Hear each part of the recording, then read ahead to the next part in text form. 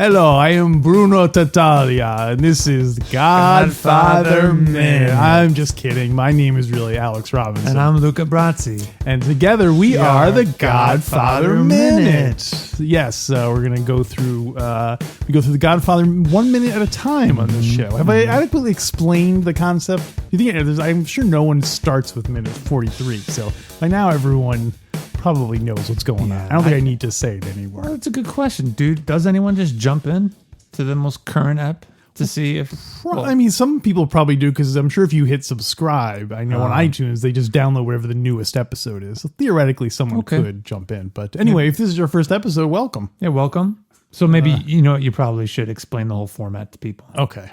Every time, because you never know when someone new is going to subscribe. You never know. You never know. Is that from a commercial that we grew up with? You never know. I don't know. No. It's almost like nothing. Yeah, that guy from that. What was that? A Polio string cheese commercial? Cheese. So, well, anyway, one thing we also do on this show is you give me a Italian lesson every week. We do. Are you ready for this minute's lesson? I am ready for this minute's lesson. E minuto. E minuto. Say it with me, Alex. E minuto. E minuto. Numero. 40. Tra. Yeah, I don't have great pronunciation. Yeah, it's 43. 40. It's all A's. 43. 43. Three. Like you got it. Yeah, think of like tra. Yeah. Is that what Andy Garcia said to Joe Monte? Not tra. Or tra.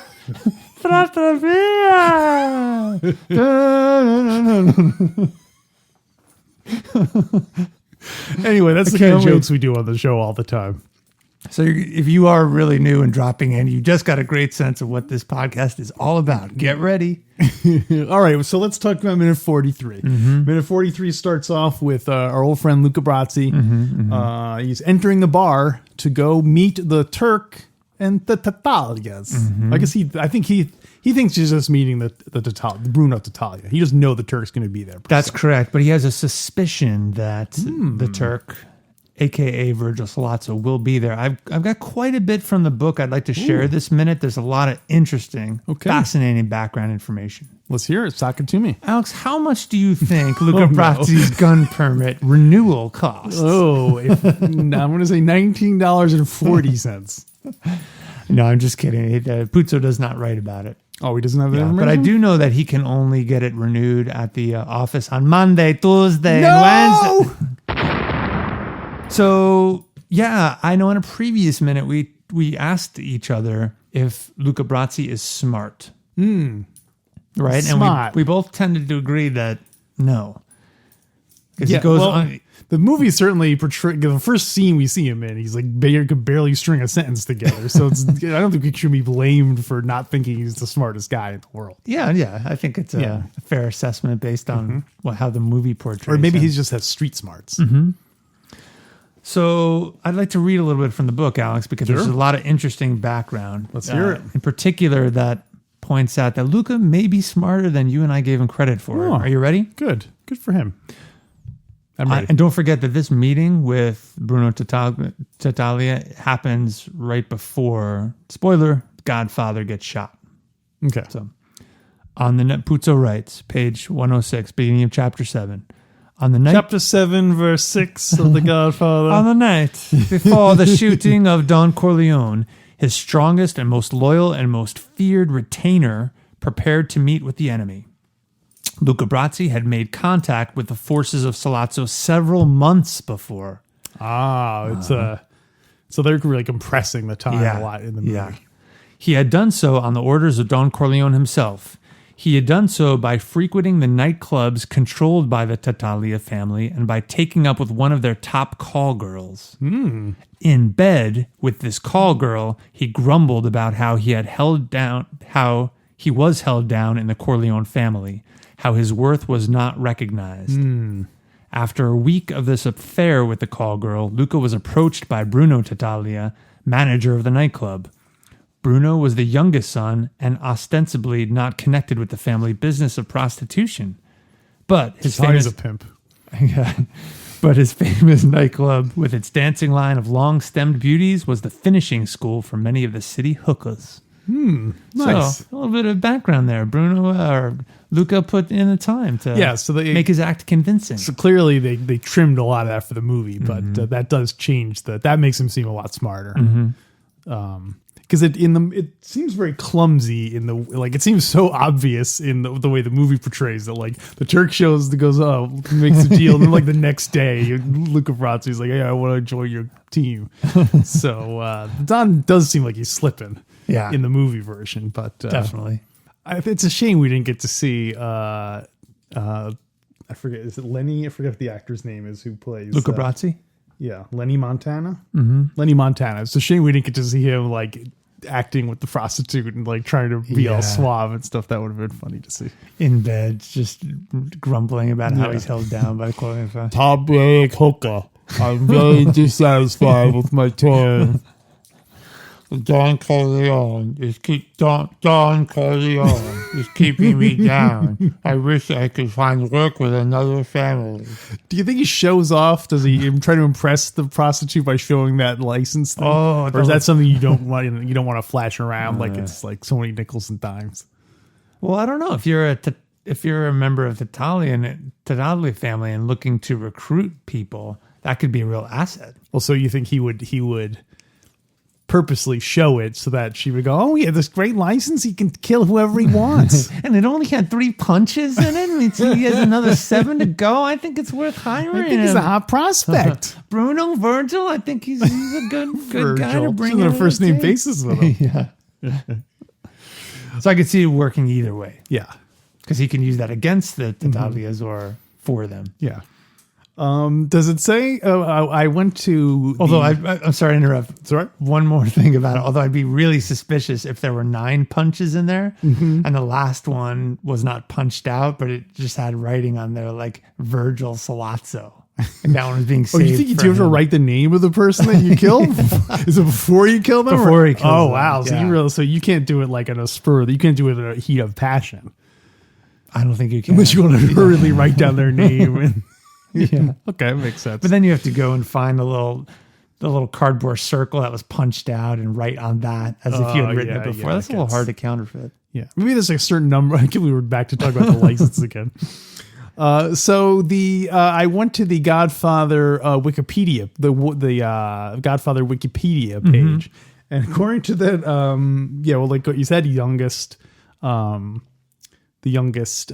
son of the Tattaglia family, and he thought his family was old-fashioned. Bruno, right? Yeah, Bruno. Yeah. And he went to Fordham University in the Bronx. Isn't that peculiar? Oh, interesting. Yeah. Isn't it in the Bronx? Or is is there a branch in Manhattan too? There might be an annex somewhere, but the main campus is our cousin went there. It's funny to think. Well, and it's like 2 blocks off of the Bronx, Little Italy. Oh, that makes sense. Yeah, so it makes sense. It's funny to think of Bruno Tattaglia as going to college. A college boy, huh? Well, I think I remember reading in the Godfather novel that Michael Corleone and Bruno had that similar parallel, that they were of a younger generation. They had both gone to college. He's the youngest one. So there were a parallel there. Yeah. But clearly Bruno is more involved in the family business. Well, I've got a little information from the book about Bruno Tattaglia. Are you saying the book is different than the movie? The book is different than the movie. The book is different than the movie. The book is different. The book is different. The book is different than the movie. Yeah.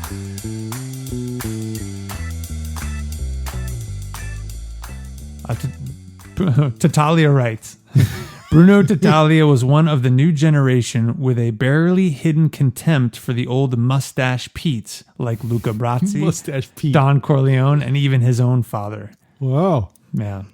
So he was new blood. But I think in the previous paragraph it said that he was not connected with the family business of prostitution.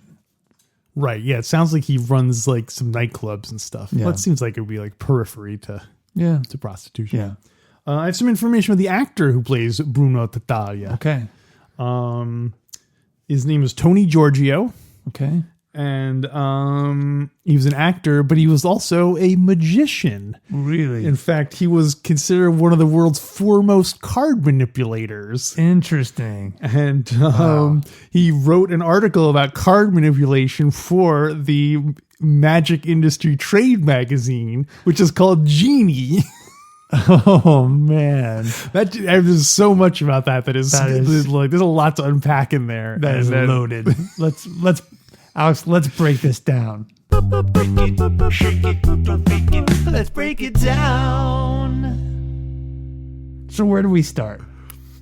Well, first of all, let's go reverse. Let's go in reverse order. So Genie, the fact that the magazine is called Genie is fantastic. That sounds like it's from Arrested Development. Wasn't there a trade magazine that? Well, yeah, there was the Magicians Union. So that's yeah, probably but they didn't have a magazine. Didn't who's the character again? Job. Didn't Job want to be on the cover of this magazine at one point? Yeah. Oh, I think it's great. How is it spelled? Because I know in D&D it's DJINI. I think it's GENII. Oh, I haven't seen that spelling before. It's a combination of the Western version with the Arabic version. And I think the first time you and I probably saw the DJ spelling was in the Fiend Folio, right? Or is it in the original? That's in the original Monster Manual. Oh, okay. The genie and the Afriti, the evil version of the genie. So much language development happened through reading all those D&D books. Oh yeah, there was definitely a lot of words that I know that I would not, like portcullis, that I would not know if I had not been to. Constitution, dexterity, charisma. Charisma. Oh, I didn't get much of that. Charisma is always the dumping ground where you put your low scores. Oh, that's right. You rolled and then you picked where you wanted at. That was like a house rule, right? Yeah, it's very different now. They've modified. I think they knew it. No one would like. I think it used to be you roll 3 dice and whatever you got for that stat, that was your. So thing. you were rolling for strength. Yeah, you'd say, okay, I'm doing my strength roll, and then like, so if you like had your heart set on being a wizard and you got really high strength rolls but bad intelligence rolls, you were kind of like, yeah. Luca Brazzi originally wanted to be a druid. Mm-hmm. But he had very low rolls in, what would it be? Wisdom, maybe. Yeah, wisdom would be. And druid. he had a lot of strength. Yeah. Would he be like? Would he, as a druid, would fish be his natural like animal spirit guide or something? Speaking of fish, oh wait, so the Genie magazine. So Giorgio, what was his first Tony name? Giorgio. Tony Giorgio was one of the foremost card manipulator, and it pains me about this because here he is in the scene. He's holding a cigarette and a lighter, and he doesn't do anything. I thought he was gonna at least do something with it. But I guess Bruno Tattaglia is not a magician. Yeah. Do you think like Francis Ford Coppola, they hired him specifically to do that, and he's like, no, my character is not a magician. He wouldn't know how to do these tricks. I think he hired him to do that. He did it, but Coppola kept it out. And then Tony Giorgio was really mad because that was going to be the performance that took his act to an international level. Yeah, I mean, it's probably the role. He was in 100 movies or something and TV shows. But really? I'm sure this is the only thing he's remembered for nowadays. I think he's more remembered for having written that op-ed piece in Genie magazine. You think it's an op-ed piece, not like a how-to. It's like a strong opinions. Well, it was really an advocacy article advocating for magicians appearing as they truly are in feature films. So more it's ironic portrayal, it's ironic that his card tricks got cut out. There's probably rivalries between the different like expert things that you're expert in. You know, like this guy, he's a card manipulator, but he probably doesn't do like stuff with handkerchiefs or doves or anything. You know, he's that's like children's party stuff. Oh, gotcha. So you mean among the magician, niches within? Yes, there's probably rivalries and stuff between like any. What do you think? What's the hierarchy? Let's lay it out. Well, I feel like the top has to be like the guys who do big state, like David Copperfield. No, I think the top is people who do real magic. Oh, you mean like, wait, do you mean real magic like Real magic really makes Like stuff Gandalf. disappear. Yeah. yeah, so real Yeah. wizards like Harry Potter and Gandalf. Well, let's say Gandalf's Well, no, higher. any real magician who's doing real magic. I mean, David Copperfield, he walked through the Great Wall of China. Right. So, okay. So real magic is top, and then second tier. But even would in be- the real magic category, like Gandalf is more powerful than like, some dumb minor little wizard guy. Whose name I can't think of off the top of my head. like Tony Giorgio. No, well, we'll see. He's a totally different category. Oh, because he's not doing real magic. But I could also see. Oh, he probably gets so mad being called a magician. He's like, I do card tricks. Yeah, I I'm don't a do card magic." manipulator. Yeah, I'm a CM. Yeah, apparently gambling too. He knew a lot about too. Which I guess is being a card manipulator. Yeah. That would be a good thing to. That's a good combo. Definitely. Yeah. So I guess we pretty much unpacked that, right? Genie magazine, card playing, card manipulator. I could also see people who like a card manipulator who is not famous. Like he's famous in the magician world, Yeah. but not like David Copperfield where common people know him. Yeah. So that might be like, he's a magician's magician. Yeah, kind of. definitely. Did you see the new genie? Oh man. Well, so does Genie magazine still exist? I did not look that up. We asked. We're going gonna to answer. Yeah, let's find that out, gonna write and that let's find out if it went digital. Unfortunately, I don't think it survived that transition. It doesn't seem like it should.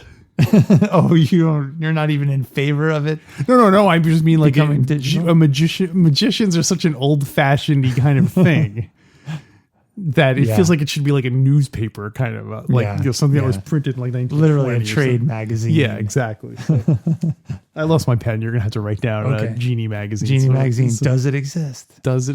Did it disappear? Or did someone make it disappear? Or was it an illusion all along? There was no Genie. There was no Bruno Tattaglia. Yeah. So one cool thing we mentioned fish before, Nadi Pagoda, when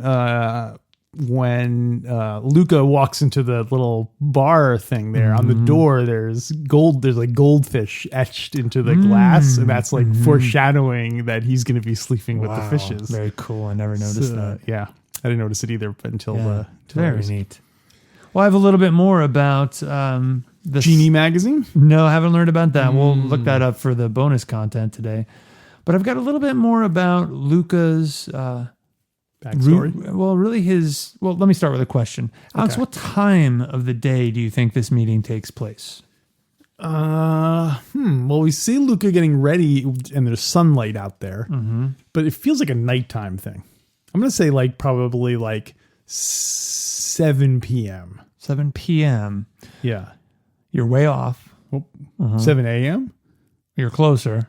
Really? It was like 2 a.m. or something. 4 a.m. 4 a.m. Yeah, Huh. 4 a.m. And this was not unusual for gangsters to be out at that time. That makes sense. And I'd like to read a little bit of...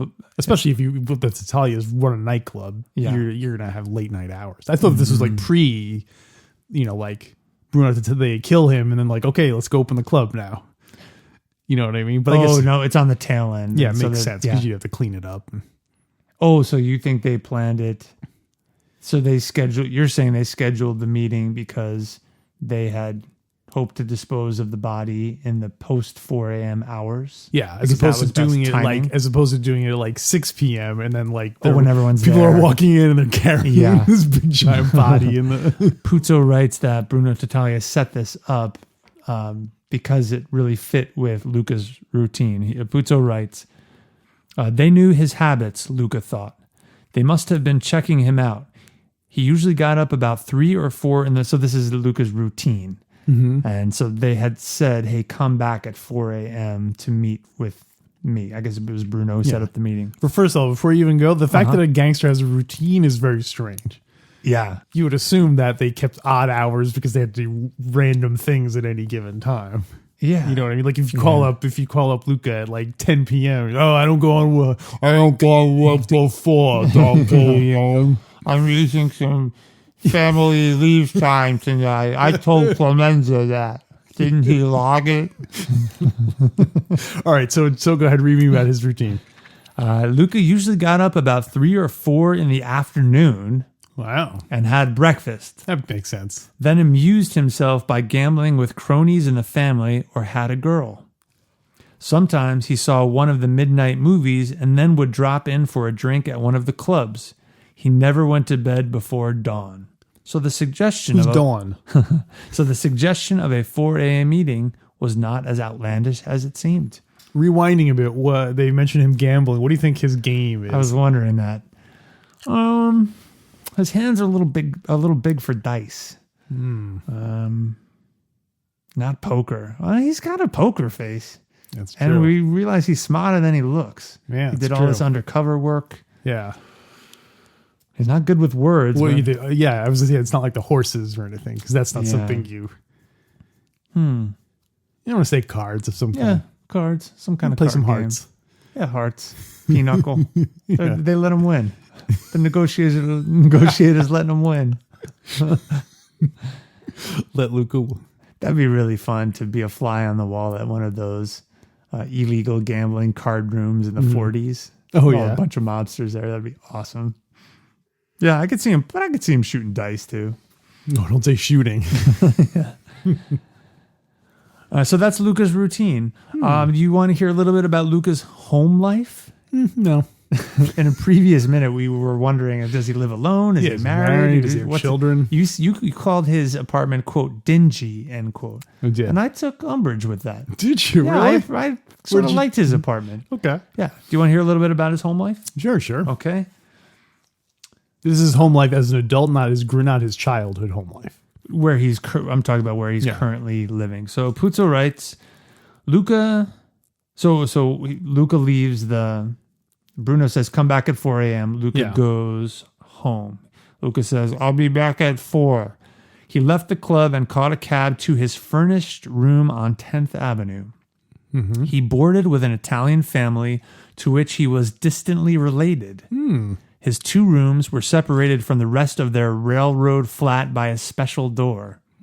He liked the arrangement because it gave him some family life and also protection against surprises where he was most vulnerable. I like that. That's great that he's using them as yeah, as a he's like, human oh, it's great to have shield. family around, but if someone comes to kill me, there'll be a buffer. There'll be a whole lot of buffers between them and me. I don't know what he's going to do. Is he going to climb out the fire escape? Or just get his gun ready, Be or ready, yeah. he like hides under the. I bet he puts his shoes under the curtain, so it looks like they think he's standing behind the curtain. He puts the mop over his head. Yeah, totally. That's a whole nother bonus content. Where would Luca Brasi hide in his apartment? He's a big guy. There's not Yeah. many options. He would have to have something like Yeah. but it couldn't look big enough where you would assume that that's where he was. I bet it's like a Murphy bed type thing. Oh, where he, yeah, like, he goes just- up in the wall. But he has another bed there, so people don't think to look for a Murphy bed. Well, yeah, then there's a dummy in the bed. Luca-sized dummy. Yeah, well, models look like him and everything. That'd be creepy to be in your bedroom to have a life-size duplicate of yourself, wouldn't it? Oh, just to have there? Like To for fool in case people? for these kind of situations, in case you have to go yeah. into your hidey hole, and then they'll assume that that's So it's really there you. all the time? Yeah, it's there all the time because you never know. You can't you might not have 10 minutes to That's get it out and true, dress yeah. it and stuff. Yeah. Do you think, because if you took all the time to get it ready, you might as well use Yeah. that time to get out. Yeah. Climb out the fire escape or something. Yeah. Do you think if you had a double wax dummy of you What do you in the mean, bed, you got 3 of them. Do you I think, can't tell which one's which. The whole room's filled up with 20 dummies. it's like a Tales from the Dark Side episode? No. There is a wax dummy, not as brightly lit. So do you think, the guy comes in and shoots at all the dummies and he's out of ammo. And then only then does the real Luca Brasi come out with his gun and permit and shoot. From From the the Murphy bed. It's ridiculous. So do you think if you lived with a wax dummy of yourself, you would start to talk to it? Yes. Yeah, Why? I think it would just be inevitable because I know I'm a good conversationalist. It's like the opposite of that whole driver conversation we had last week. I think that's okay. Just be careful if it starts talking back. What if you're one of the magicians? No, magicians don't think of ventriloquists as. Oh my gosh, that's an insult. Yeah. It's a whole I'll different. take that as an insult. What's with this ventriloquist? It sounds like comment? we got. Oh, that's right. It was Frankie. Yeah. We got to work on our friend. It's more like raspy. We do this every week. Well, I think that's how Tony Giorgio. I almost called him Georgie Tonio. Tony, That's his brother. I think Tony. Yeah, he was the ventriloquist. You're the dummy. I think that's how Tony Giorgio got so good at becoming a card manipulator. He had a wax dummy of himself in his room, and he would do tricks for it to see if he would notice it. Yeah. To see. He got a false sense of his skill. And then the first night he went out to perform, was boo, boo. Throwing the fruit at him. So that is the home life of Luca Brasi. Oh, I pictured him being married for some reason. I mean, like, Well, he was stag at the wedding.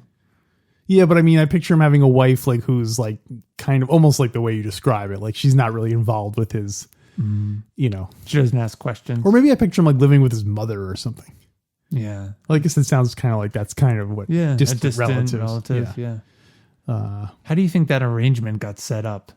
Did Luca go to them and say, I need a place to stay? And they were just too freaked out by him? Well, do you think, was he born? Do you think he was born in the United States or was he born in Sicily? I think he was born in Sicily. Okay. Because Puzo Because he can wrote barely speak English.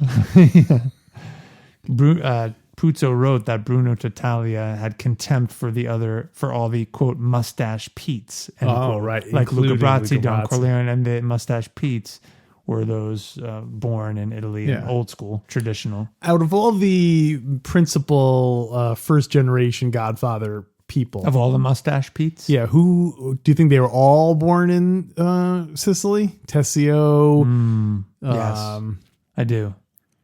Well, we know Clemenza speaks Italian at Yeah. first. Yeah, I think they were all immigrants from Sicily. Got it. That's my guess.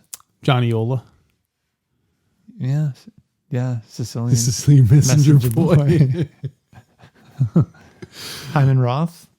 I don't think he was born. I don't think he was born in Italy. Yeah, I know. Well, so wait, how did we start talking about this again? Oh, about his family life. Yeah. How did they set all that up? Or did they feel bad for Luca Brasi because they were his only family? They said, come live with us. I bet he, like, when he came to America, like his family in Sicily, like, you know, rode ahead or whatever, or gave him a letter of introduction or something and said, you know, like, you know, even just temporarily put him up. And then he's just like, oh, I like this arrangement. Luca, no leave. Luca, no leave. Luca need mostly bed and lots of wax. He's a big guy, too. So you think the wax dummies are solid or are they hollow inside? Oh, solid would be, I guess it'd be more legitimate, more convincing because they would weigh down heavier on the bed like a real Luca Brasi. And when they shot it, it might, you know, if it was hollow, it would like rip right through it. You're Like saying it's filled with hot red wax, Like, so yeah, when like- it got shot, it would bleed. it's like pasta, like tomato sauce. So when it comes out, it drips out. and it goes boom, and there's blood all over your college shirt. All over your college shirt. Do you think when Luca's family in Sicily wrote to his family in Queens or New York, wherever he's living, they said, hey, make sure you give him the second room for added protection? Or is that something that they worked out later? Is that in his lease?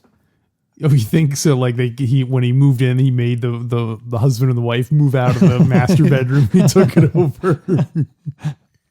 Yeah, I think that's probably what happened.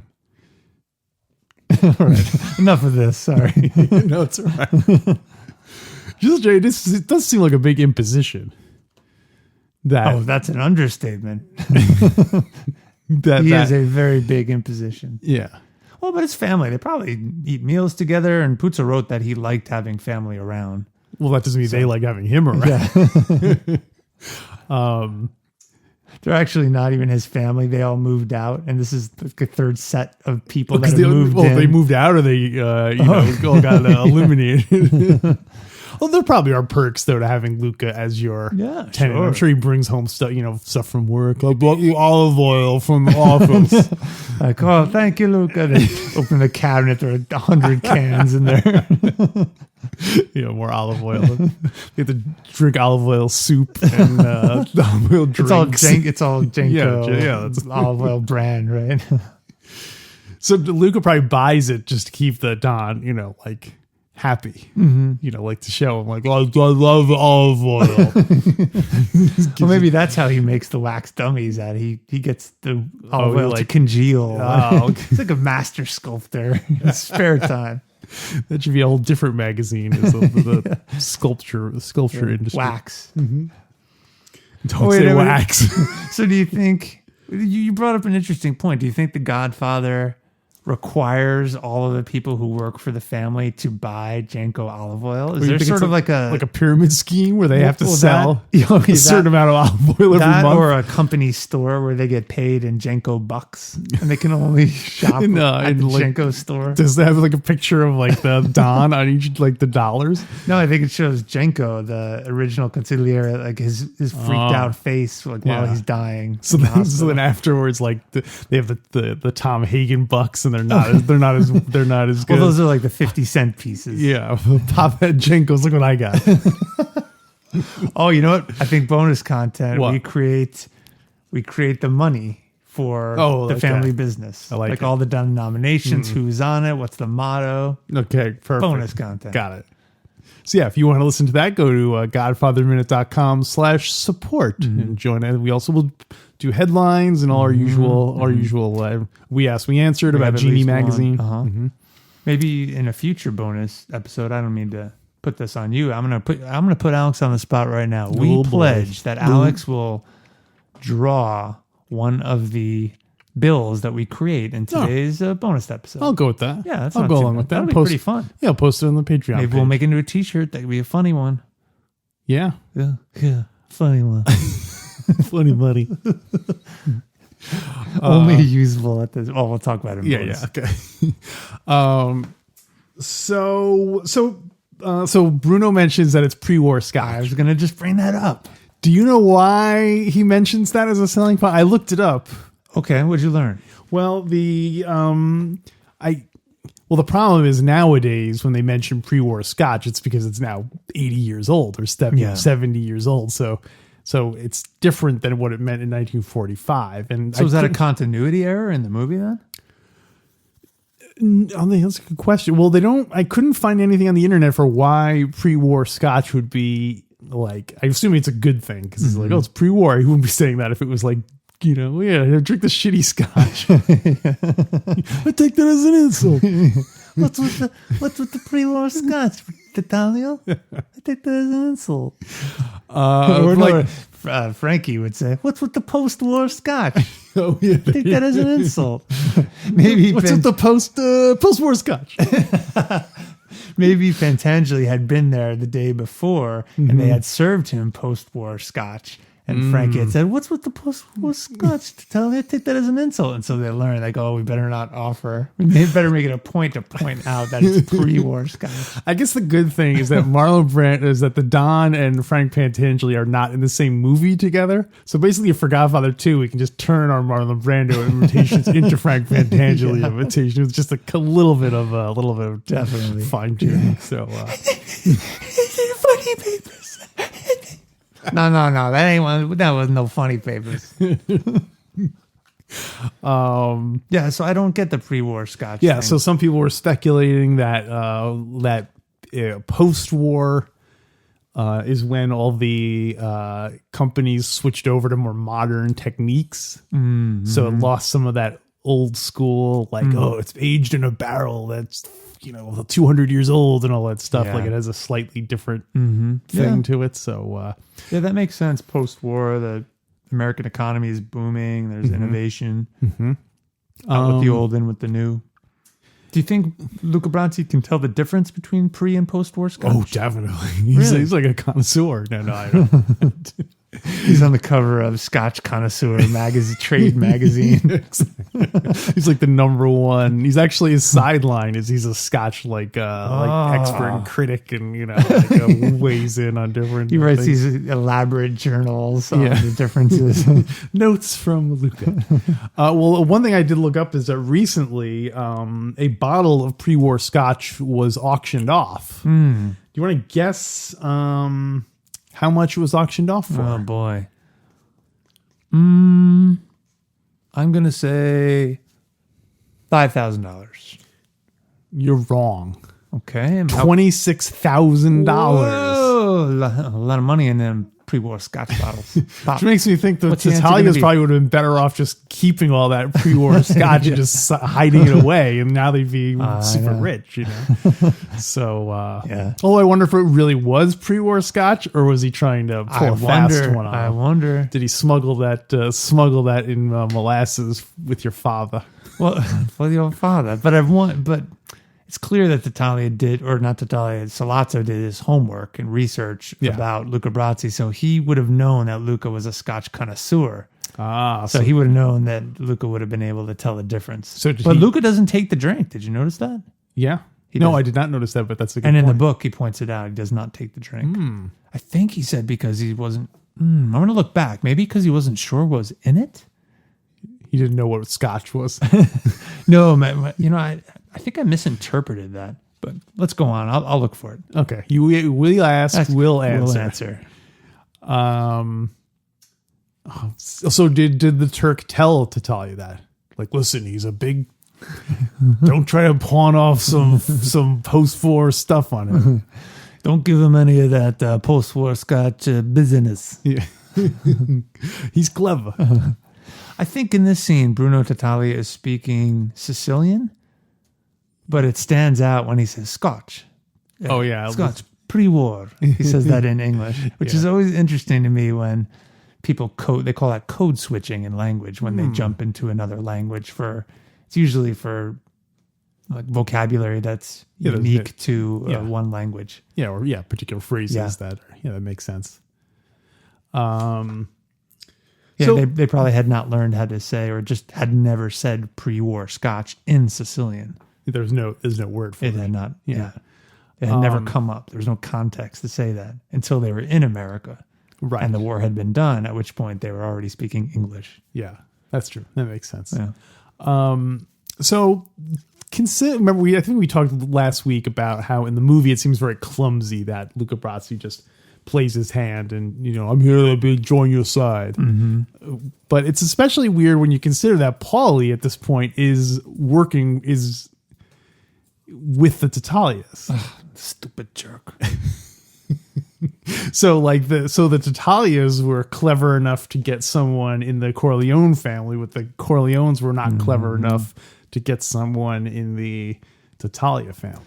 Yes, but it's not clear if Paulie knew that Luca was working I'm not, as a spy. You're not suggesting that. I'm not saying that, but like the fact that the Tattaglias had a spy and the Corleones didn't. Mm-hmm. Yeah. I would assume that all of the people had at least one agent in every family. Yeah. You know what I mean? Like someone talked to Barzini, someone was following Cuneo. Tessio is already starting to trade. Sally's trying to change sides in the end. Mm-hmm. Yeah, it makes sense. Well, it's a smart move. Yeah, this is smart. Remember Michael was saying in GF2, I forgot who he was explaining it to. He said, see, my father taught me that you must think like those around you. Something like that. And that everyone's really a business person looking out for themselves. You must think like people around you are thinking, and that's how you can tell. Yeah.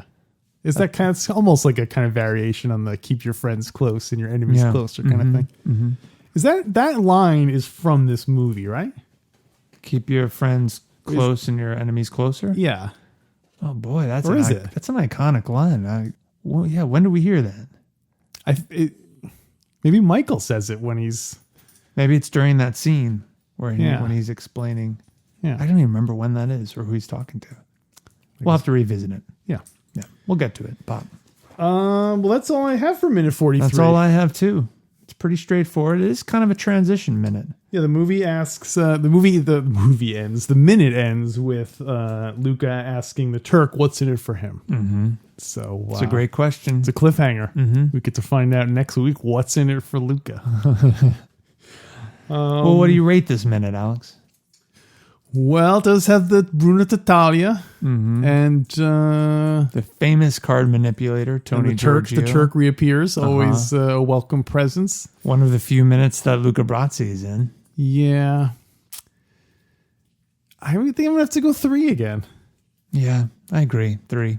It doesn't reach that 4 threshold, but it's not 2. There's enough interesting thing. The dialogue is starting to get interesting. You know something's up. Yeah. Do you think, I think generally the more dialogue it's in a minute, the higher the rating is going to be. Yeah, I agree. More so than like, because up until now, there's been a lot of, it's been a lot of shots of Luca slowly walking. You notice a lot more when you're doing 1 minute. Yeah. It's like, oh, that's 15 seconds of him just walking down a hallway. You know? When you're watching in the context of the whole movie, it builds suspense and stuff like that. Yeah. But in 1 minute, you're just like, what are we going to talk about? Yeah, and the dialogue in the movie is so great that anytime you have talking, inevitably you're going to come across a memorable line. This is true. So we both go 3? We'll go 3s. Okay. Double 3s. Double 3s. We got some. What do we have planned for the bonus content today, Alex? We're going to talk about Genie Magazine. And did we have something? Didn't we just had come up another with something else? We asked and we're going to answer. I'll have to look back. Oh, where was Luca born in Sicily? Oh, no. Did he drink? Did he take the drink? And why Right. not? Yeah, That's okay. what we're going to look up. And I'm sure we'll come up with some other. Yeah, well, we got our headlines, our standing headlines. headlines. Maybe we'll do some mix and match. Maybe some mix and match. Yeah, stick around. Yeah. All right. So, just as a reminder, you can follow us on Twitter at Godfather Minute. I've been doing this thing on where on Twitter I search for people who are using the word Godfather in their tweets. Okay. And I will sometimes respond to it, like using the Godfather Minute account. Funny. Somebody did a thing, they'll say, oh, Godfather 3 should end this way. And they described a scene. And I was like... An alternate ending? Well, they're just saying like, oh, Godfather 3 should end with somebody doing this kind of thing. And I was like, do they not know there's already a Godfather 3? Oh, they did. Oh, so they're not rewriting the current. No, they were ending. saying it should like The whole movie should be this. Yeah, like the last scene in Godfather 3 should be this thing. And I'm like, that's But it was weird. not related to. No, it wasn't like Joey Zaza comes back and kills him or something like that. You know, it was some other That's unrelated funny. thing. Well, I think if they ever make a sequel to Godfather 1, they should totally go back to do a flashback where Don Corleone's young and first gets into the mafia in New York. It'd be really cool. Well, but do you think Marlon Brando could play a younger? How much younger are you talking about? In his 20s or so. Maybe they'd probably have to get someone else to play him. I don't know about that. Yeah, maybe like who would play a young Marlon Brando? Probably someone like a Robert Redford. Yeah, I could see it. All right. Yeah. Hey, speaking of Robert Redford, we don't have that many minutes left till who gets whacked. Wait, how many minutes are left? I'm talking about that stupid jerk Paulie. Oh,